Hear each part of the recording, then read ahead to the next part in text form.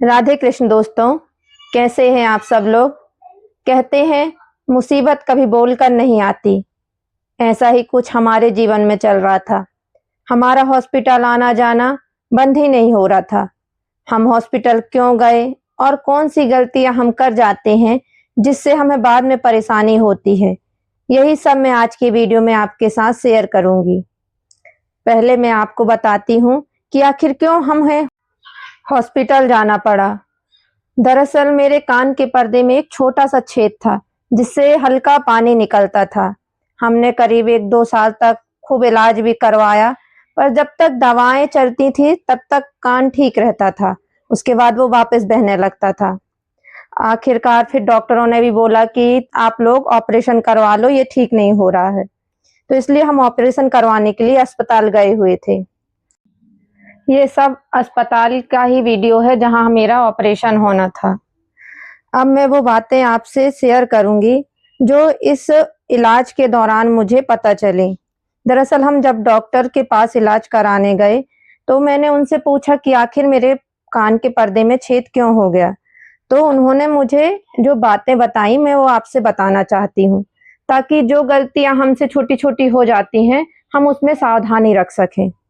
दरअसल क्या होता है, जब हम छोटे होते हैं तो हमारी आदत भी होती है कि जैसे बच्चे परेशान कर रहे हैं, कुछ कर रहे हैं, तो बच्चों को मार दिए। तो क्या होता है, डॉक्टर ने बोला कभी आपके कान के पास किसी ने मारा हो या तेज आवाज हुई हो तो उसके कारण भी कान के पर्दे में छेद हो जाता है।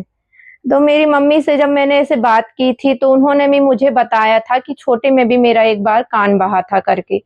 तो हो सकता है किसी वजह से उन्होंने मुझे मारा हो या जो भी वजह, मेरे को तो पता नहीं है। तो हम भी क्या करते हैं, गलतियां हमसे भी हो जाती हैं कि छोटे रहते हैं बच्चे तो कान के आसपास के एरिया में हम मार देते हैं। तो हमें ये चीजों में सावधानी रखना चाहिए कि अगर बच्चे परेशान भी कर रहे हैं तो हम कान के पास तेज में ना मारें, या कान के पास छोटे बच्चे खेल रहे हैं तो क्या करते हैं एक दूसरे के कान के पास तेज आवाज में चिल्ला देंगे। तो डॉक्टर ने बोला कि कई बार क्या होता है, तेज आवाज आवाज के कारण भी कान का पर्दा नाजुक होता है तो वो फट छेद हो जाता है। या फिर क्या होता है, हमारी आदत क्या होती है, बच्चे छोटे रहते हैं ना तो कोई नुकीली चीज कान में डाल दी, जैसे लिख रहे हैं बच्चे तो लिखते लिखते अपनी पेंसिल ही कान में डाल लिए, या कोई नुकीली चीज अलग भी कोई चीज है तो कान में डाल लिए, उसको घुमा रहे हैं, तो इस वजह से भी कान के पर्दे में छेद हो जाता है।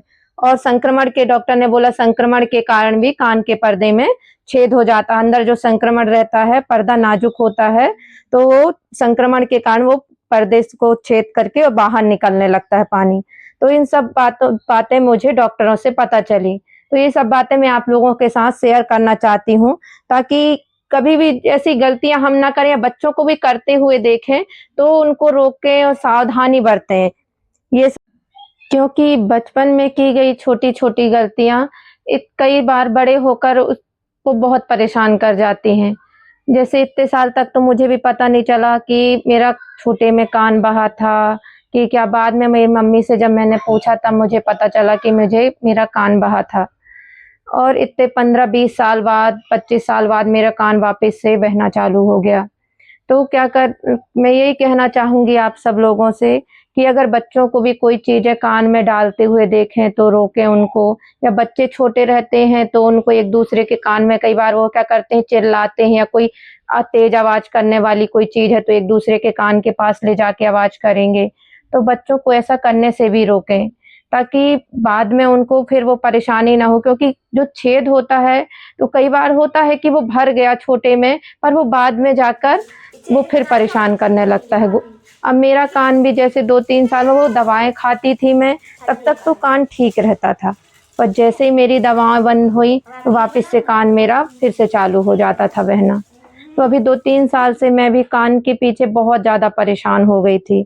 आखिरकार इतने इलाज के बाद भी फिर आखिर मुझे ऑपरेशन करवाना ही पड़ा, तब जाकर मेरा कान ठीक हुआ है। यहाँ मैं आप लोगों को जो कान के पर्दे में छेद हो जाता है उसके कुछ लक्षण बताना चाहूँगी जो मुझे डॉक्टर से पता चला है और मुझे खुद महसूस हुआ है कि जब कान के पर्दे में छेद हो जाता है ना, तो एक तो मेरा तो ये लक्षण था कि उसमें से पानी निकलता था मेरा। तो ये पानी हल्का हल्का पानी निकलता रहता था, और कई बार क्या, वो एक सुनने की जो क्षमता होती है वो भी कम हो जाती है। और हल्की जैसे कुछ आवाज़ हो रही सीटी जैसी वैसे सुनाई देती, कई बार फिर सुनाई देगी फिर बंद हो जाएगी फिर सुनाई देगी, इस तरीके की आवाज़ मेरे को सुनाई देती थी। और वो कान में पूरा वो पानी भरा रहता था, इस वजह से मेरे को भारी भारी सा महसूस होता था, हल्का हल्का दर्द बना रहता था। तो ये सब लक्षण कान के पर्दे में जो छेद होता है उसके रहते हैं।